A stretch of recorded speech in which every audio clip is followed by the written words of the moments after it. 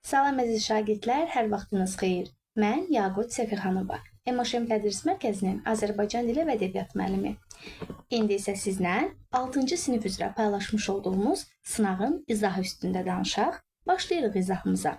Birinci bizi qarşılayan Nübar adlı bir mətindir. Mətn oxumuşuq yəqin ki və mətn üstündə cavablandırmağa başlayırıq.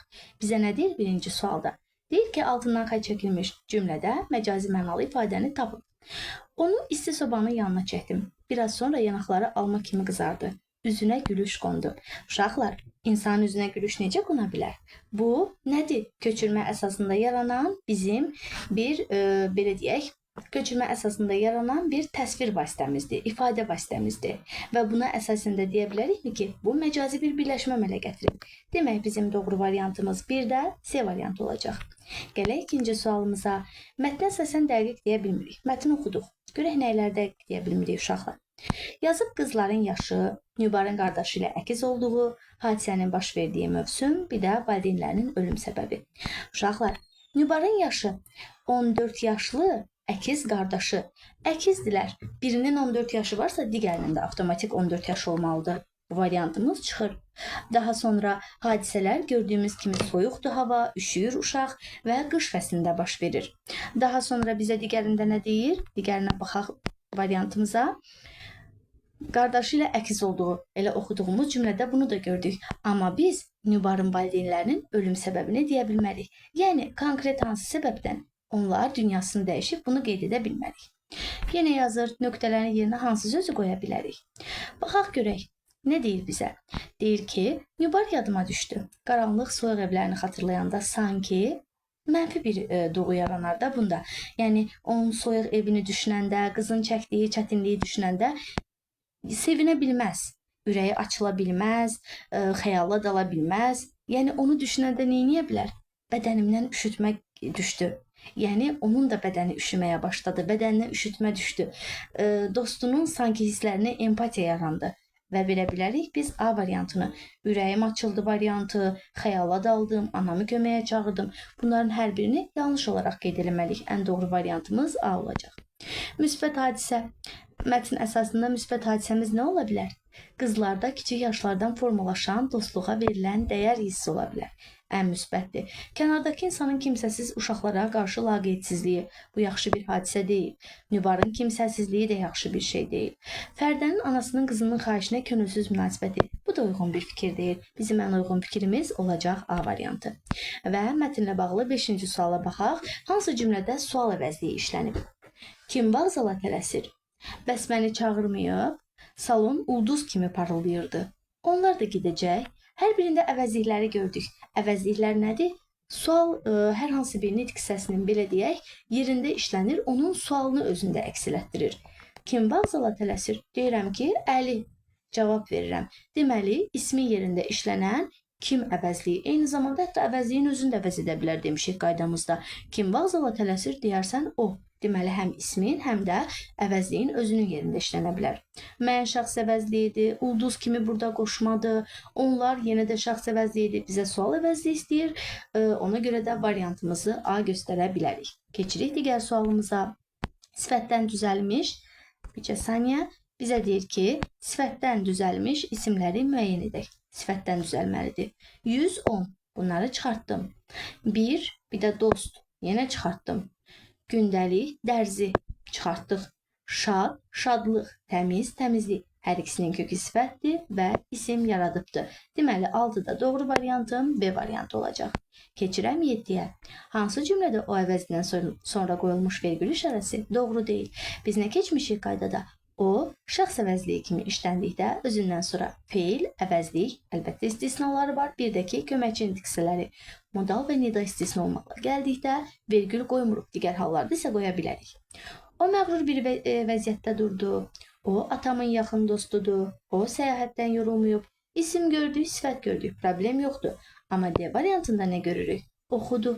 Feil gələndə qoymamalıydıq, deməli səhvdir. 8-ci suala baxıram. Nə istəyir bizdən? Xəbər şəklində olan feil var. Yəni ki, zaman şəkilçisi qəbul etsin deyir. Səndən bir nişanə olmalıdır. Malı-məli. Sən də bu hadisənin şahidi ol. Ol burada əmr şəklidir. Dünya çoxlarını yola salasıdır. Ası əsi. Amma aldadar, aldadar. Ər qeyri-qəti gələcək zaman xəbər şəkli kimi dəyərləndirə bilərik. Olacaq D variantı. Gəlirik 9-cu sualımıza. Yerli hallı isimlə başlayır. Bizi çaşdıra bilər bu sual. Bizə nə istəyir? İsim istəyir uşaqlar. Onda əvəzlik, səndə əvəzlik, içəri zərfdir. Elə olacaqmı bizim D variantımız? Bölgə. Bölgə, region bu mənada gedəcəkdir. Olur 9-da D variantı. Çünki bizdən isim tələb edir sual.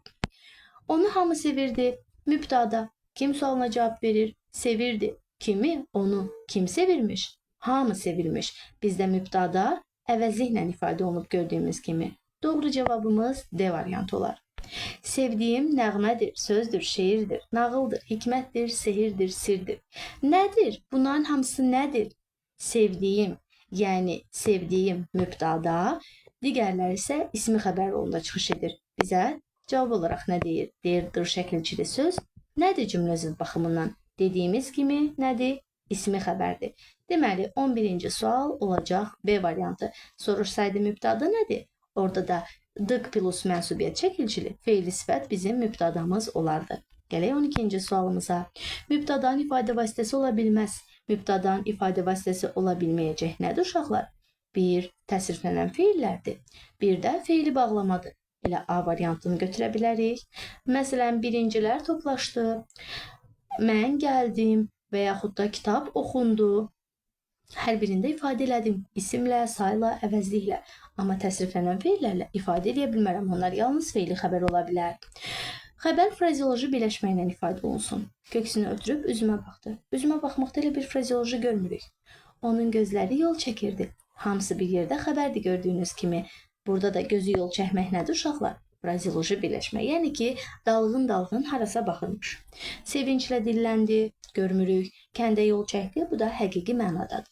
Gələk 14-cü sualımıza. İsmi xəbərli cümlə adlarla, söz birləşmələri ilə, məsdər fe'li sifət ifadə olunduqda ismi xəbər deyirik. Ananın nigarançılığı bizi kövrətdi. Nə etdi? Yaxşılaşdı. Nə etdi? Artdı. Nə etdi? Bir də bizim predikativlərimiz var dediyimiz kimi. Lazım, gərək, mümkün, yox, var, bəs bizim predikativlərimizdir və sadə ismi xəbər kimi çıxış edəcək. 14 doğru variantımız D olacaq. Dilimin hər kəlməsi müqəddəsdir. Dır şəkilçisi nə şəkilçisidir? Əlbəttə ki, xəbərli şəkilçisi olacaq. Demək, doğru variantımız C-dir. Digər variantların hər birini rahatlıqla çıxardırıq. 16-cı sual ümumi qrammatik mənasına görə biri fərqlidir. Uşaqlar, bu sualları sizlə dönə-dönə işləmişik və demişik ki, içərisində insan anlayışı varsa, bu isimdir. Yəni, Qazaxlı, Qubalı, Məktəbli. Qazaxlı, Qazaxdan olan insan özə kiçik hərflə yazılmalıdır. Yəni, bilirik ki, hər hansı bir yerin, məsələn, milliyyət bildirdikdə, orada olan insanı bildirdikdə bu kiçik hərflə yazılır. Böyük hərflə yazmalı deyilik cümlə ortasında. Məktəbli, məktəbə gedən şagird. Amma əxlaqlı nədir?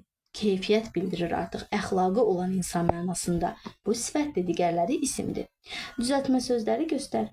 Yatmaqdan yataq, ürkməkdən ürkək, utanmaqdan utancaq. Elə A variantını götürə bilərik. Kiçik sadədir, yarış sadədir, ailəvi sadədir. Bunları çıxartdıqda doğru variantımız A qalır. Digərinə gələk, mənsubiyyət çəkilçili əvəzlikləri göstər. Mənsubiyyətdə əvəzlik. Biz bilirik ki, şəxsi əvəzlikləri uşaqlar mənsubiyyət qəbul etmir. Elə biri burada çıxardarıq variantlardan. Hamının sözündə yəli hal olduğunu görürük. Onların bəziləri üçü rahatlıqla götürə bilərəm mən. Daha sonra eynisi. Məsələn, deyək ki, dediyimin eynisi. Bizim özümüz. Amma kimsəsiz. Kimsəsiz artıq burada bu sifətdir. Onu da çıxardırıq. Bizim ən doğru variantımız olacaqdır nə? 3, 4, 5. Yəni 18-in doğru variantı B variantı. Gələk 19-cu suala. Frazeoloji sinonimi olmayan bəndəməyənidir. Uşaqlar, biz sizlə nə danışmışıq? Frazeoloji sinonim, antonim və amonim olduqda mütləq şəkildə məcazi olmalıdır. Gözü su içmədi, ürəyinə xalç deyən nədənsə şübhələndi. Gözünün suyunu axıtdı, ağladı. Xeyr, bu gözünün suyunu axıtmaq, ağlamaq olmamalıydı qarşısında. Həqiqi mənada ağlamaq və ona görə sinonim kimi göstərə bilmərəm. Göz verib işıq verməmək, gözüm çıxdıya salmaq, doğrudur. Qanad alıb uçmaq, sevinmək, çiçəyi çırpmaq. Verə bilərəm bunu da. Amma gözünün suyunu axıtmaq, ağlamaq uyğun bir nümunə deyil. Gələk sonuncu sualımıza. Mağaranın aşağısına düşən işıq içərini aydınlatdı. Aydınlatdı nə? İşıq. Bizim olacaq mübtədamız işıq.